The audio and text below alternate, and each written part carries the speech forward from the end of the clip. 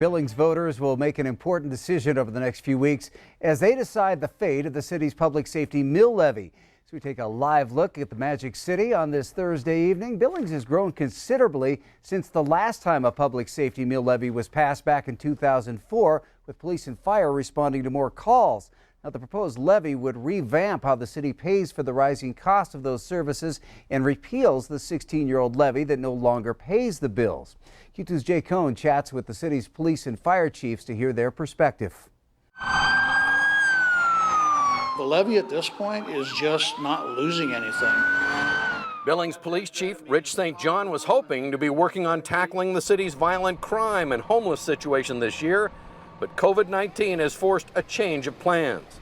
Because of the financial landscape right now, decision was made, let's just not go backwards. And so that's what the ask is. We're not adding anybody, we're not adding anything. Not adding anything could prove tough on a department that's now on pace to handle a record number of calls this year. We were about 95,000 last year. We're on pace to 100,000 this year, so we're busy. And if we lose ground, the criminal element hates a vacuum. Whether another, if we arrest somebody else will move in there, but that also holds true for police. If we end up having to pull resources back, somebody's going to fill that void. The proposed public safety levy would raise 60 mils worth of property taxes. That's $12.2 million this year, money to be shared by the police and fire departments. It's $4 million more than the current levy raises. You see the increase in calls. PD was talking about 95 to 100. We're 17,000 on track for 18,000 calls for service. So this is just maintaining. And with more calls, the department's response time begins to slip. Our response times are literally twice what the national standard is. Twice.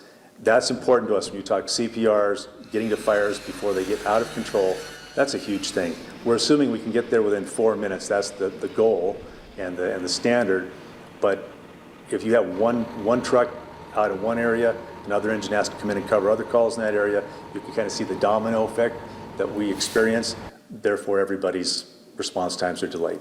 Another factor, the demands on today's fire department. Everything from rim rescues to emergency medical response to hazardous material spills, even water rescues. It's little wonder that the levy put in place 16 years ago falls short. Will Billings voters bite the bullet in the name of public safety, even amidst a pandemic? We'll find out 3 weeks from Tuesday. In Billings, Jay Cohn reporting for MTN News. Thanks, Jay. And both Chief St. John and Chief Rash will be on hand to discuss the public safety levy tonight at North Park starting at 7 p.m. It's part of the city's outreach to citizens to answer any questions or concerns.